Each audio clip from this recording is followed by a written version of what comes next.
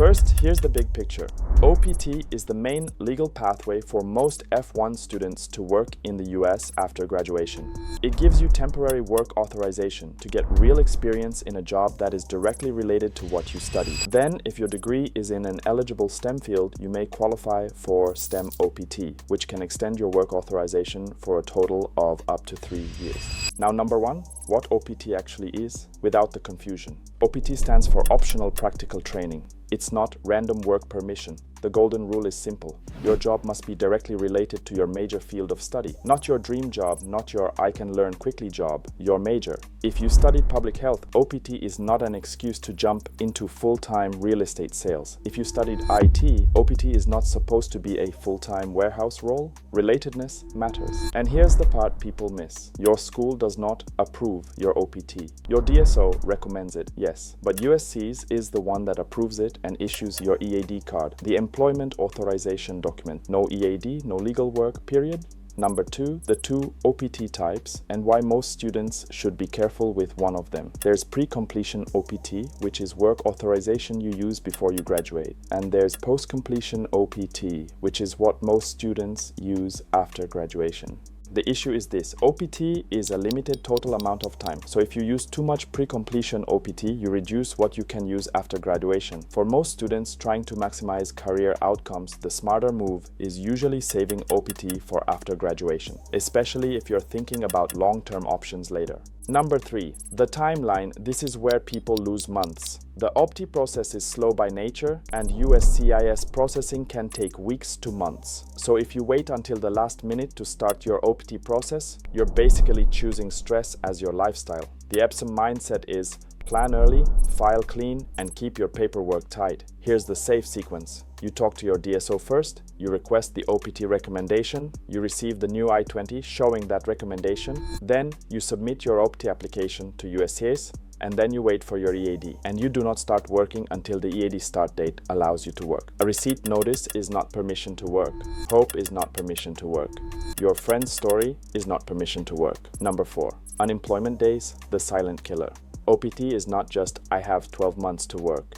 You also have limits on how many days you can be unemployed while you're on OPT. And this is where people get burned because they think, I'm applying, I'm searching, I'm interviewing, it's fine. No, the system doesn't care about your intentions. It cares about your documented status and your employment reporting. So you need a real plan to get employed fast, and you need to report your employment properly through your school's process. If your job isn't recorded correctly, your unemployment clock can keep running even if you believe you're good. This is why we tell students, treat reporting like oxygen, don't delay it. Number five, STEMOPT. The extension that can change your whole career timeline. If you have an eligible STEM degree, you may qualify for STEMOPT, which can extend your work authorization after your first OPT period. This is a big advantage because it gives you more time to gain serious experience, build a stronger resume, and it also gives you more chances to attempt long-term pathways like H-1B through your employer. But STEM OPT comes with stricter rules. Your employer typically must be enrolled in E-Verify, and you'll have to complete a formal training plan commonly known as the I-983. This isn't just paperwork theater, it means your employer must actually supervise your training and outline learning objectives. And STEM OPT employment generally must be paid and structured with a real employer-employee relationship. Translation, you can't just freelance your way through STEMOPT and hope it's acceptable. This is one of those areas where assumptions get people in trouble. Number six,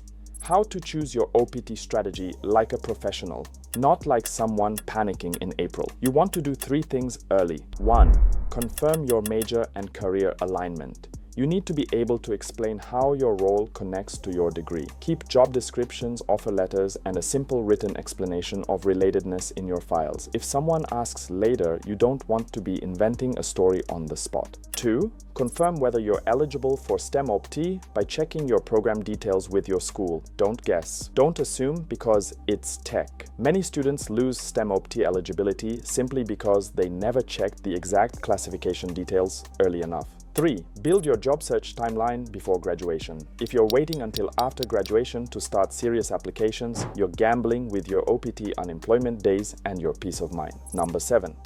The top mistakes Epsom sees again and again, so you don't repeat them.